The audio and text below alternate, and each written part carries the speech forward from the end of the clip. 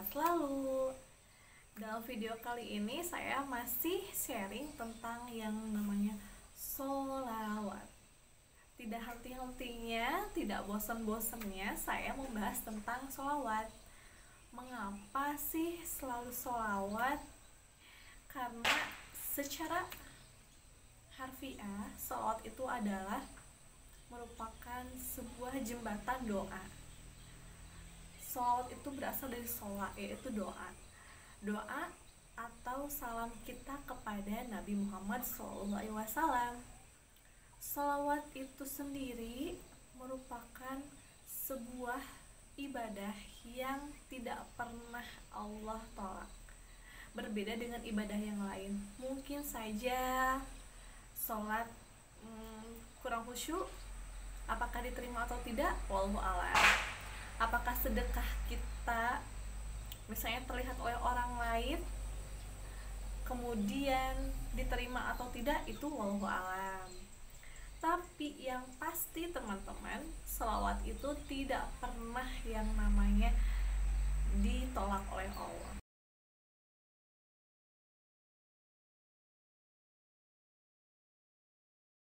Subhanallah sekali bahwa apabila kita bersolawat, kita akan mendapatkan ganjaran yang sangat banyak, teman-teman.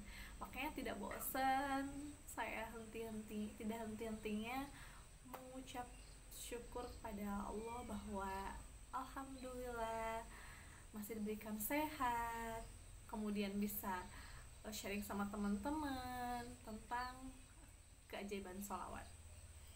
Nah, biasanya setelah kita bersolawat, kita itu berdoa kepada Allah.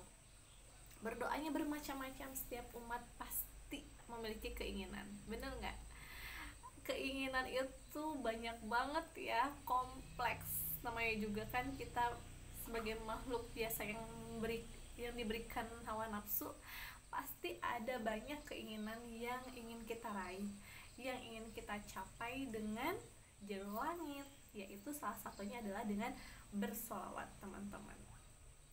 Yang saya rasakan setelah saya mengamalkan solawat itu, Allah mudahkan segala urusan saya, teman-teman, dalam bidang pekerjaan, apa yang saya inginkan, kemudian mendapatkan rezeki yang mudah, dan insya Allah berkah, amin. Jadi saya juga ingin merasakan nih teman-teman, semoga di sana kalian selalu istiqomah untuk selalu bersolawat. Nah, setelah kita berdoa, apa yang kita lakukan supaya doa kita mudah diijabah Allah? Salah satu caranya adalah dengan berhusnuzon. Husnuzon artinya adalah berbaik sangka. Berbaik sangka kepada siapa? Tentunya berbaik sangka itu banyak macamnya, teman-teman. Berbaik sangka kepada Allah, berbaik sangka kepada sesama manusia, ataupun berbaik sangka kepada diri kita sendiri. Nah, menurut sebuah penelitian di Amerika sana, ada beberapa orang yang meneliti bahwa orang yang selalu berpikiran positif, jadi berpikiran positif itu sama dengan husnuzon ya teman-teman, berpikiran baik dan berpikiran positif itu sebuah berkesinambungan ya. Jadi masing-masing nyambung nih, berpikiran positif dan husnuzon itu artinya sama, teman-teman. Nah, mereka itu meneliti bahwa orang yang selalu berpikiran positif, mereka memiliki umur yang panjang dibandingkan dengan orang yang berpikiran negatif. Rata-rata umurnya itu 85 tahun. Amin ya, semoga kita panjang umur dan berkah umurnya, amin ya rabbal alamin. Ya teman-teman, jadi balik lagi nih kepada husnuzon itu sendiri. Husnuzon berbaik sangka. Nah, setelah kita berdoa, setelah kita mengucapkan apa yang ingin kita rasakan, yang keinginan kita yang begitu banyak, kemudian apa yang kita lakukan adalah berhusnuzon, Jadi berbaik sangka. Semua doa itu pasti diijabah Allah.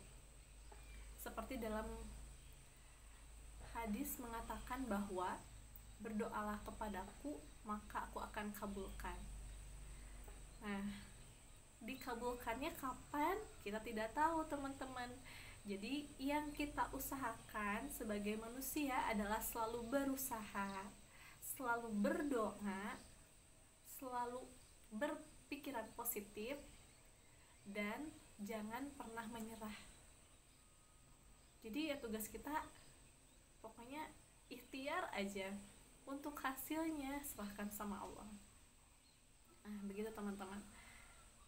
Husnuzon itu sendiri banyak macamnya. Berhusnuzon terhadap ketetapan Allah misalnya. Ketetapan Allah itu seperti apa? Misalnya kita ingin sekali bisa pergi ke luar negeri, pergi umroh misalnya.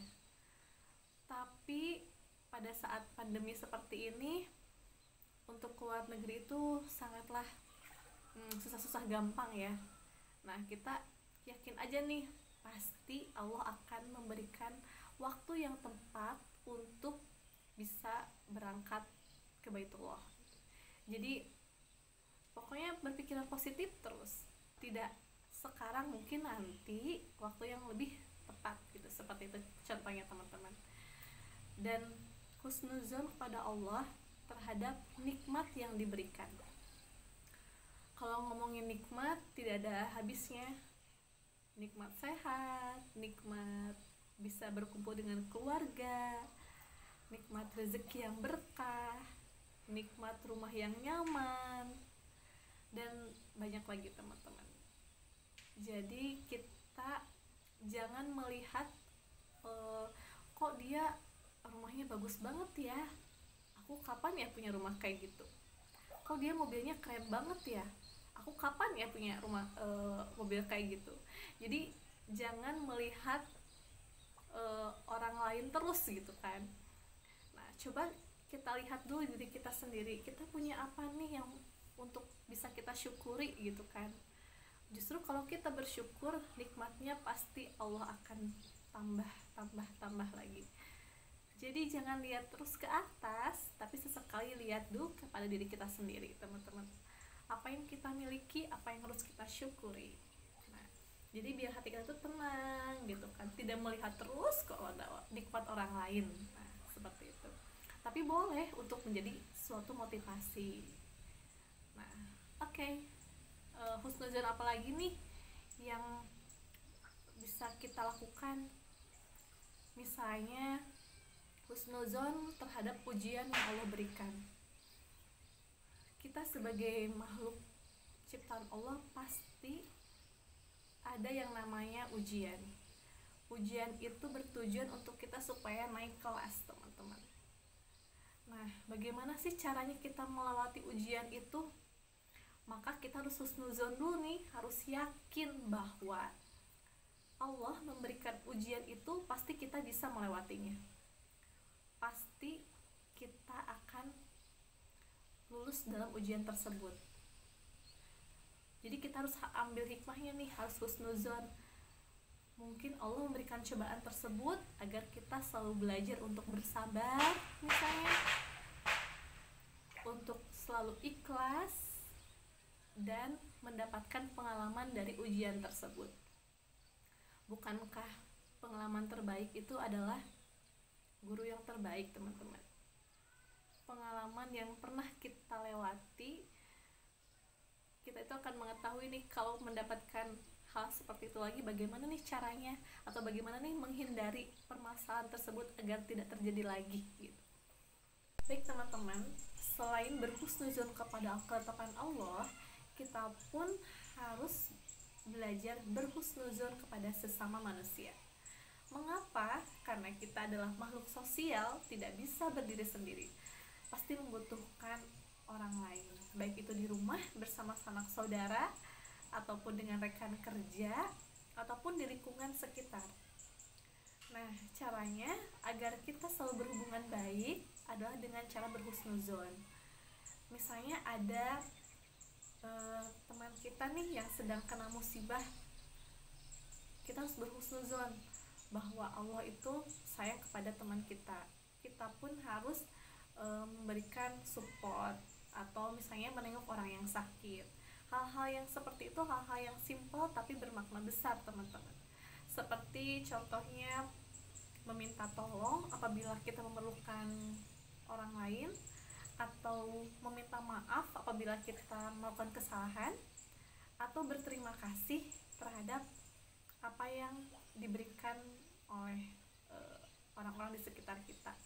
Hal-hal yang simpel seperti tolong, maaf, terima kasih, tapi kalau kita memberikannya itu dengan ikhlas, pasti seneng dong ya, dan membuat kita itu merasa dihargai gitu. Nah, jadi teman-teman, kalau kita berprasangka baik pada sesama, itu pun bisa membuat silaturahmi terjalin. Apabila silaturahmi terjalin, maka salah satu keuntungannya itu adalah kita memiliki umur yang panjang. Bener nggak sih? Coba deh searching. Bener nggak silaturahmi membuat kita umurnya panjang? Oke, teman-teman. Nah, selain sesama manusia, husnuzon apa lagi nih? Yaitu husnuzon pada diri kita sendiri. Mengapa kita harus husnuzon pada diri kita sendiri?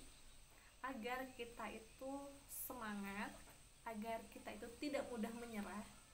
Kita yakin nih atas kemampuan kita, kita pasti bisa asal berusaha. Nah, permasalahannya mau atau enggak nih kita melewati proses tersebut gitu kan. Karena misalnya kita ingin sukses, tidak mudah seperti membalikan telapak tangan kan, ada proses-proses yang dilalui gitu kan. Nah, kalau kita husnuzon terhadap diri kita, biasanya dari yang tidak semangat menjadi semangat, dari yang pesimis menjadi optimis, karena yakin pasti kita bisa gitu kan. Atau kita tidak mudah menyerah dalam menghadapi segala sesuatu tantangan ke depan. Misalnya contoh nih, saya belajar mengedit video, kok gemes banget gitu kan, ini gimana sih caranya ngehapus video yang ini, kok balik lagi. Ya sudah, nikmati saja prosesnya, searchinglah di YouTube bagaimana caranya mengedit video gitu kan, untuk pemula. Oke, nah jadi proses-proses seperti itu yang saya lewati, tapi saya nikmati teman-teman, agar kita agar kita bertumbuh menjadi lebih baik. Nah, dari situ pokoknya kita husnuzon aja, kita bisa, orang lain bisa, pasti kita bisa, asal kita berusaha, mencoba, walaupun gagal, coba lagi, seperti itu.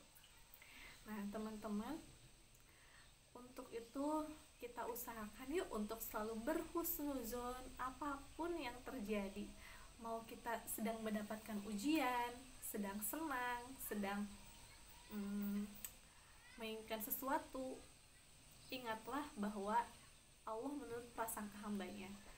Kalau kita berprasangka baik, pasti itulah yang terjadi.